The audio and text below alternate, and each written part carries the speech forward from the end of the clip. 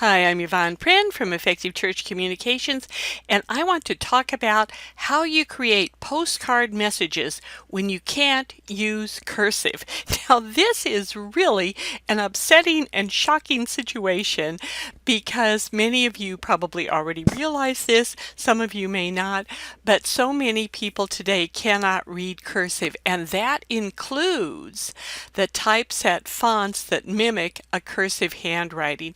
Now, in the past, we were told to use the handwriting fonts because they were friendlier and people really liked them and it seemed like it was handwritten and all that.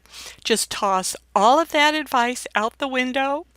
Go on to the www.effectivechurchcom.com site where I have an article that explains this big change. But just words explaining it don't do enough, so that's why I've created this short video to help you out with just one part of it. I'm going to be doing a number of others on what we do if we can't use cursive, but let's just jump into this situation where we may have created a postcard with either handwritten cursive writing or a typeface that mimicked it, and since most people can't read that today, what do we do? Well, let me show you.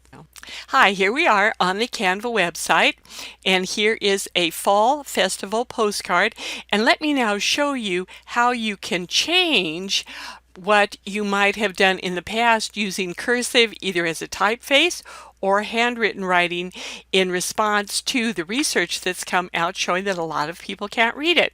Here I did up a sort of a mock-up of a message that you might put on the back of the card. Hello neighbor, we'd love to invite you, blah blah blah, the details and all of that.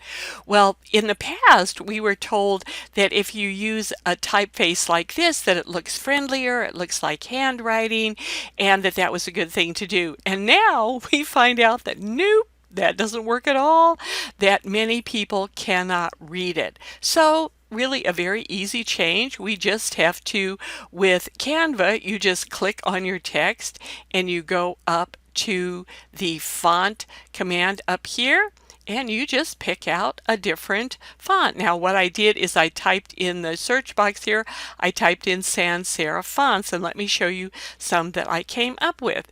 Here is a Lotto font. Now this one is just, it couldn't be any easier to read. It's just very clean, clear, and very, very easy to read.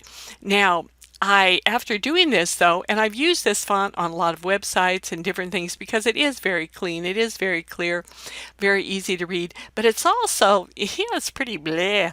So let's just look at a couple of other sans serif fonts. Here's one, it's the Rosario font, and I think it's a lot sort of friendlier looking. I don't know, I just like it better. It's not quite so spread out, but I think it's a nice font. Now let me show you too, down here, what I also recommend is that I left this in a script font just to illustrate for you how, you can either handwrite your signature, or if you use sort of a handwriting font, that's okay there. But I would definitely put children's pastor below it. And I just thought of something in looking at this. What I would also do is I would also type out the person's name. Here we have Mary Johnson, children's pastor. In case the person cannot read the signature at all, you clearly have written out who the person is and their title. So then one more, this is Barlow semi-condensed B font. So anyway, I really like it. I think in some ways, maybe some of the best, because it's a little more bold, it's very clean, it's very clear. And again, if something like this helps someone respond to your invitation, even though I have to admit, I really kind of like the script writing, but I tell myself I've got to get over that.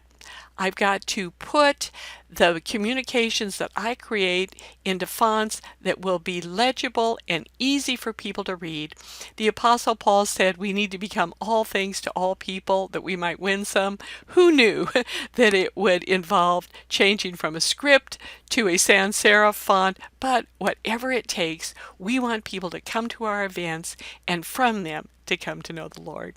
I'll be doing additional videos on this topic and of course on many other topics, but please go to www.effectivechurchcom.com for additional resources and to sign up for our newsletter so that you get informed whenever I have something new for you.